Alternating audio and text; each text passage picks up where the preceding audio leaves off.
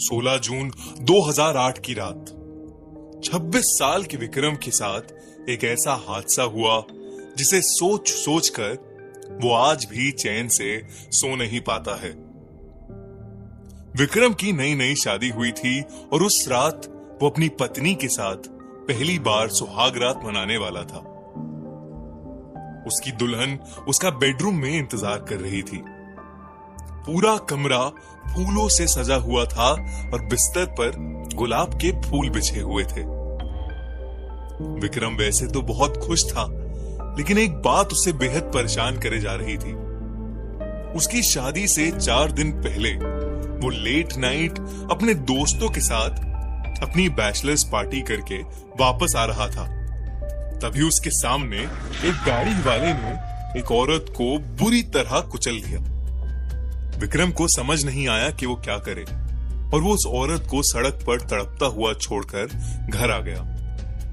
तब से विक्रम के दिमाग में बस उसी औरत का चेहरा सामने आ रहा था और वो उसे वैसे छोड़ने के लिए खुद को कोसे जा रहा था।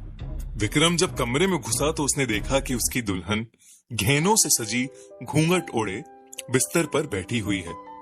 उसके चेहरे पर हल्की सी मुस्कान थी, जिसे देखकर विक्रम अपनी टेंशन को बिल्कुल भूल गया और अपनी दुल्हन के पास गया।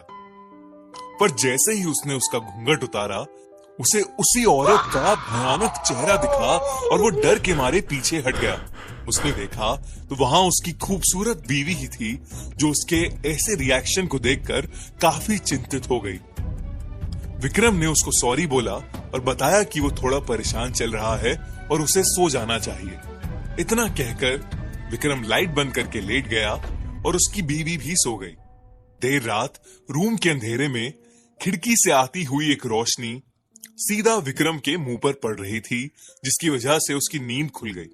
जब उसने आंखें खोल के देखा तो उसके रूम में काली परछाई थी, जो धीरे धीरे उसकी तरफ आ रही थी। एकदम से कमरे की सारी लाइट्स ऑन ऑफ होने लगी और वो परछाई बड़ी होती चली गई। अचानक उसके सामने वही औरत खड़ी थी। विक्रम ये देखकर बहुत ज्यादा डर गया और चिल्ला उठा। उसके चिल्लाने की आवाज से उसकी बीवी की नींद खुल गई और उसके लाइट ऑन करते ही उसने देखा कि विक्रम बिस्तर पर बेहोश पड़ा है। उसने बाकी घर वालों को बुलाया और उस पर पानी छिड़का। जब विक्रम को होश आया तब उसने 4 दिन पहले हुई घटना के बारे में बताया। तब किसी जान पहचान वाले ने बताया कि उनके पड़ोस में भी एक औरत की 4 दिन पहले ही एक्सीडेंट से मौत हुई थी। पता चला तो वो वही औरत थी जिसे विक्रम ने वैसे ही छोड़ दिया था। विक्रम ने भगवान से अपनी भूल के लिए माफी मांगी। विक्रम को आज तक नहीं पता कि उस औरत की आत्मा सच में उस रात आई थी या वो सब बस उसके दिमाग की उपज थी। पर उस रात के बाद से विक्रम को वो औरत कभी नहीं दिखी।